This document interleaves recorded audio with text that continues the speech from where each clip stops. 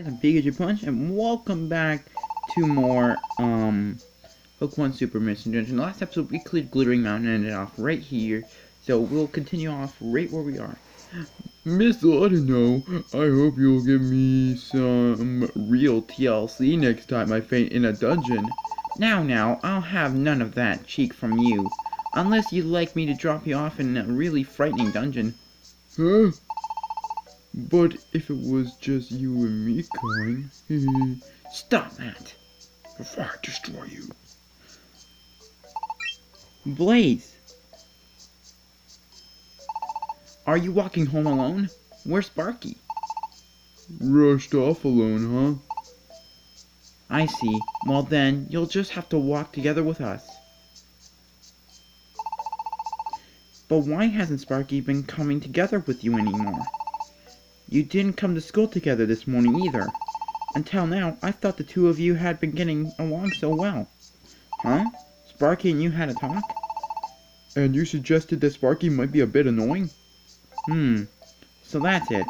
Sparky is usually quick to recover from disappointments, but perhaps this time stung a little too much. But that doesn't mean what you said was wrong, Blaze. You had to be honest after all.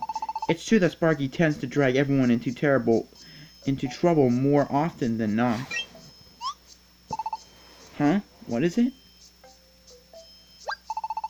Oh, you want to know how we feel about Sparky?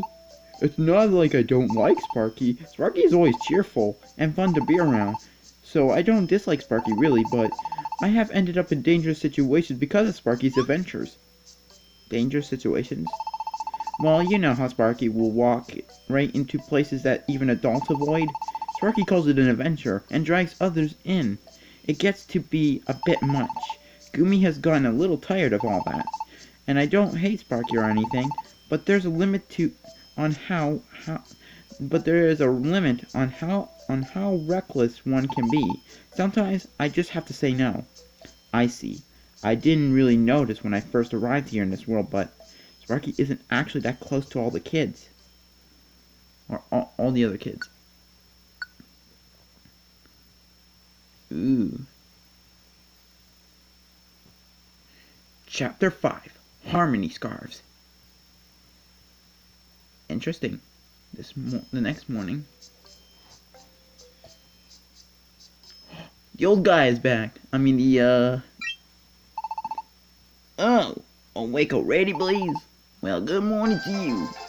Nuzleaf, he's back already. Sorry for leaving you by your lonesome like that. I bet you missed me, huh? What's that? You didn't miss me none? Well now, that's a bit disheartening to hear, but never you mind. Tell me, you recollect anything about yourself in your past yet? Any more sign of them be here?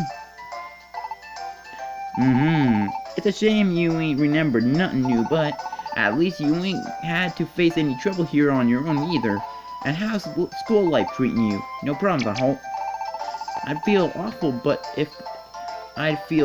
bad if the other kids were picking on you or anything of that sort.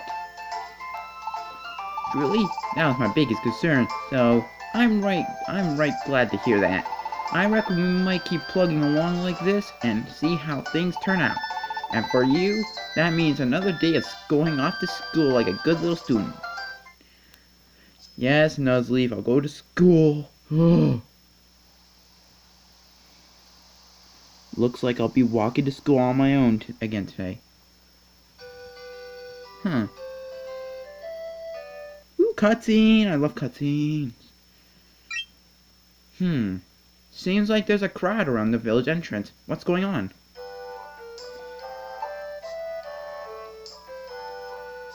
So, how did it look?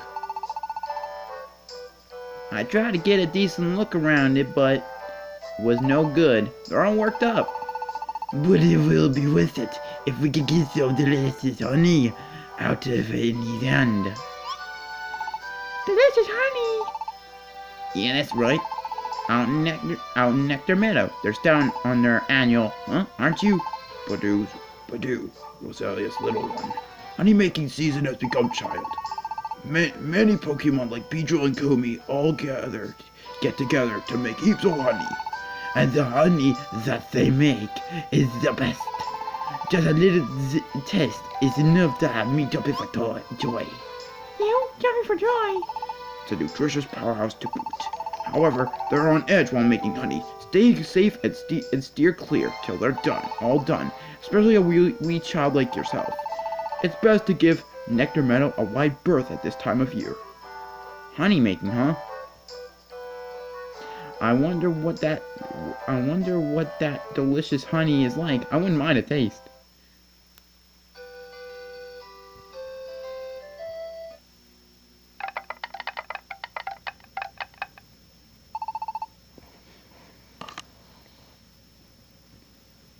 Good morning, Principal Simipour. Good morning to you, Gumi. Oh, Principal Simipour, good morning. And a good morning to you, dearling. Good morning, Principal Simipour. You got gate duty today, huh? So let me ask you, sir, why are you always smirking? I am not smirking. I am smiling, my boy. I'm just so tickled to see all of you coming to school in such good spirits. More important than that, though, class is about to begin. Be off to your seats like a good boy. Yeah, sir. Hey, Blaze! Where'd you come from, anyway? You know you never told us. Does anybody know where Blaze is from? I have no idea. Well, no, I guess not. That's true, huh? We never even asked, did we? Man, I'd like to know. Yeah, that's enough from you. Once you start, you never stop, so don't. But isn't that weird? That nobody knows where you're from. So tell us. Oh, no way! Could you be... Are you from Lively Town? What? Lively Town? So, that makes you like a city Pokemon, huh, Blaze? So sophisticated. Nuzleaf hardly seems like the city type. I think you're on the wrong track. What should I do? They'd probably be shocked if I were to tell them the truth. Would any of them even believe me? Then, what's the real answer? Where'd you really come from? But trying to hide the truth won't really gain me anything either. I guess I'll try being honest. What? Blazes! From the human world? Like a real-life human? But you're undeniably a Pokemon, right now, Blaze? What? You got turned into a Pokemon somehow and you don't remember your old life? What? Seems like it really is a shock. Ha! Blaze, you're such a liar. Huh? Now, who would ever believe a made-up story like you being a human? Nobody's ever seen a real human. Like, they only exist in kids' stories. Well, yeah, it is a bit hard to believe, dearling. I don't exactly believe it, but I can't say that I know enough either way. But what would Blaze gain from telling such a lie? Esper. If you're gonna make up lies, at least do a better job at making them believable. Order, what's all this ruckus about now? Teach! Blaze is telling lies. Telling lies? Yeah. Totally unbelievable whoopers. Or whoppers. Sometimes the most unbelievable things are the things you should most believe in. That's what I've found. Principal Simipour! Perhaps Blaze's story is not true, but who are we to say? And what if it is not a lie? Sometimes unbelievable things do happen, and because they do, living in this world proves endlessly entertaining.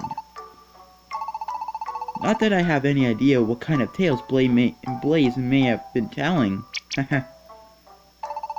The point is just that you children should examine things from many angles and hopefully have fun learning many new things as you do. Change your point of view even a little and you might see an entirely new picture. But now I believe it is time for class to begin. Mr. Farfetch'd, I leave the rest to you. Yes, sir. Let's see. Let's get started then, class. Today we will begin with the tale of the three Spoink and the mighty Anna. Now, let me see. Once upon a time in a far-off kingdom... Mr. Farfetch, I don't think that's the right story. Ah, indeed. I apologize.